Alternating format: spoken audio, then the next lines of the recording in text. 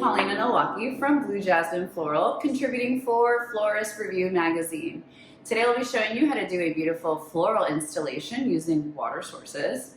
And our product is brought to you by Rosa Prima. We are working with beautiful Moab. She's really hot right now. Phoenix, Glam.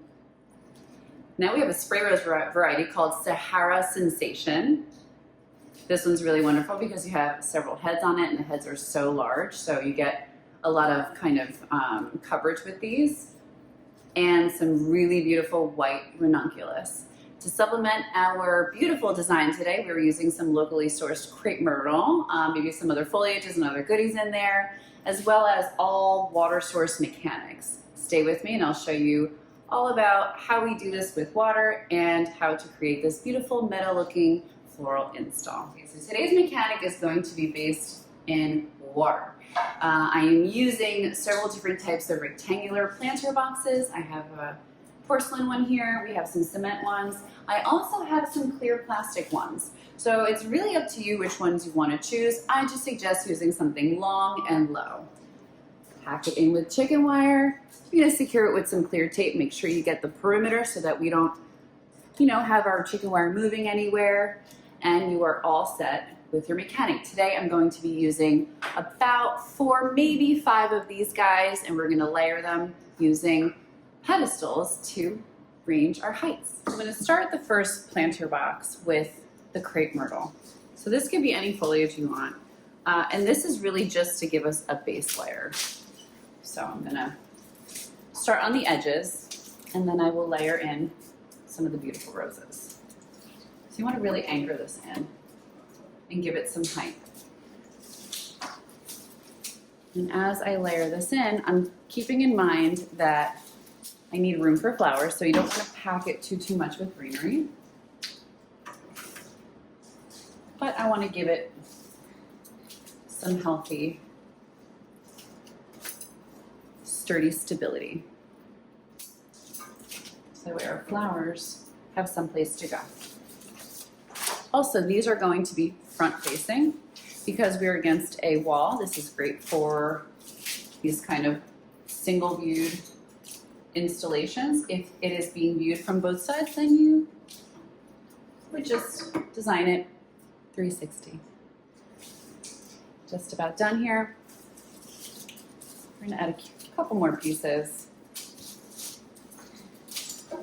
Making sure that I'm darting some forward. Give myself some depth.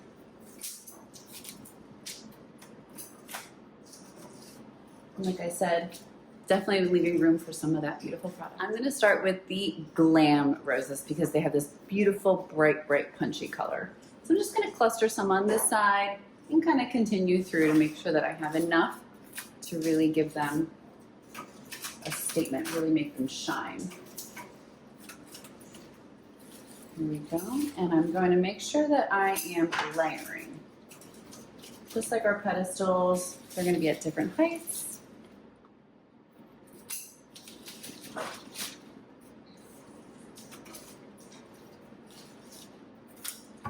And as I continue to layer, I'm just paying attention to the color and where it's landing. Maybe I'm going to dart one over here, make sure we don't ignore the side.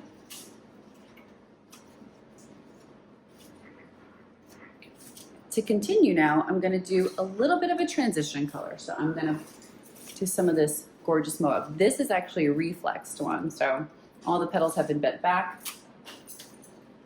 And we're just gonna look how beautiful that is. Wow. She truly is all the rage right now. Okay. And these colors just play with each other so beautifully. I'm gonna start mixing them in with the Glam.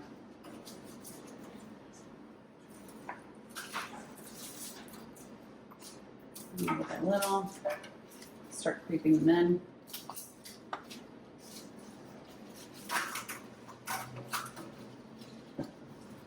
Okay, just a few more, and I'm doing pretty much equal parts. Moab to Glam. Okay, so we have a base layer going. It's some roses, we got the Glam, we got the Moab, and I just want to add one more rose in there because why not? And I think we go Phoenix. The Phoenix is kind of the in-between. It has a little bit of kind of a stronger peach and a little bit of this paler peach. It's really, really pretty. I'm gonna add some in. We don't have to go too nuts, but I wanna make sure that we're really anchored in there. And if you notice your roses are dancing around a little bit in that chicken wire, the best thing to do is to just anchor one right next to it. Kind of helps secure everything in there. There we go. So I've come down to the bottom of the installation because I do believe that sometimes it is better to design where things are being viewed. So now I'm using a clear plastic container. You can get these pretty much anywhere. With a lot of chicken wire, because the more shallow the vessel, the more structure you need. So see how this is kind of twisty? What I'm gonna do is I'm gonna make sure that I have enough collected in the same area to secure it. So now she's good. Again, I'm using a little bit of this crape myrtle, giving us some colors. I want to make sure that the foliage is consistent throughout so that all of the pieces have cohesion, because we always want to make sure that everybody's going to the same party.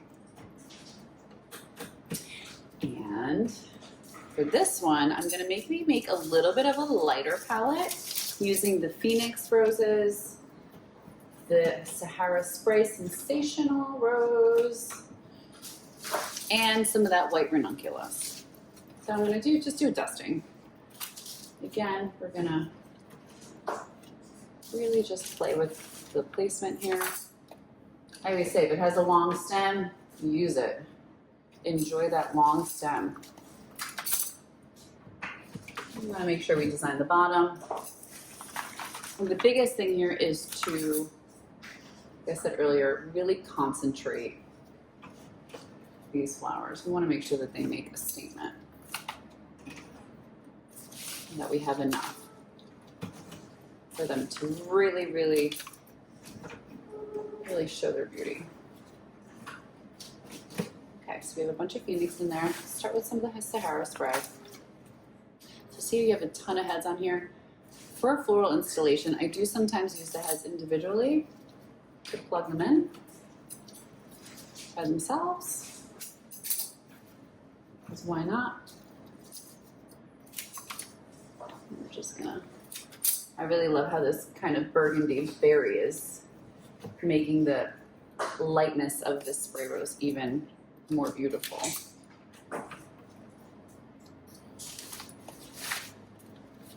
And we're really, really gonna concentrate on them. We're gonna just secure it. Another one. We're going to save that ranunculus for last.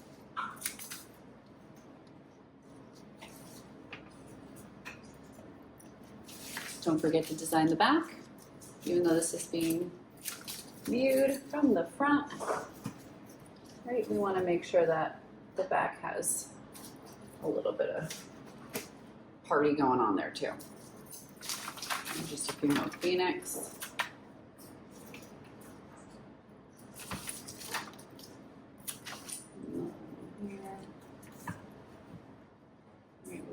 Building and building and building. Maybe one a little bit further out here to give a little length.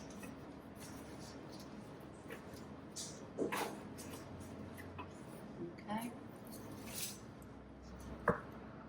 Just adjusting a little bit.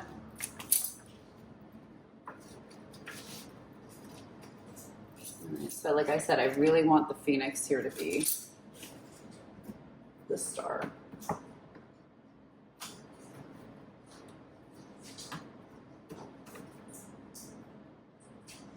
I'm just going to building And there really is no rhyme or reason to the placement right now. It really is just adding. And like I've said, it's about the volume. And like I'm gonna say it one more time, probably 30 more times in this video, is layers, layers, layers, layers is the name of the game. So beautiful. So I'm gonna just do a dusting of these in this design. And kind of really making sure that they make a statement. So beautiful. And using that beautiful, funny, wonky stem when we have it.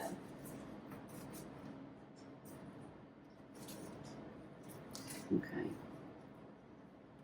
Maybe one over here.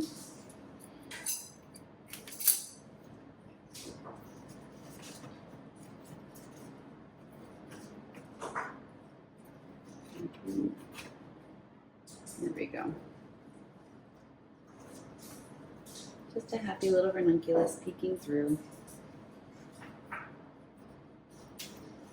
Make sure we get it really secure in there. Here we go. So this is another layer to accent our layer we just made up top.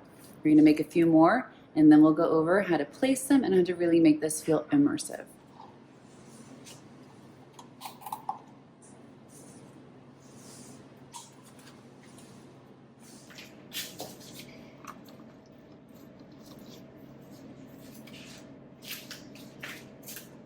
Okay, so we're just about done here, and I have added in the 2 pieces with the Holly Chapel Mechanic, and I just dotted in some floral to bring the flowers all the way up and over. I did a little bit of a concentration of branch here, so putting something in mass in these large floral installations is really nice. It just adds a little bit of oomph to the whole design. Created our little floor piece and a little tiny piece in the back. So to round out our design, we added some seasonal peaches, and that was truly how we tied in the entire color palette and where that red came in. You see a little here, and a little bit back there, just to give it a sweet little touch. I want to thank you for joining me today. I hope you learned a lot on some foam-free, water-sourced floral installation mechanics, placement, and I want to thank Rosa Prima for the gorgeous roses and Florist Review for having me.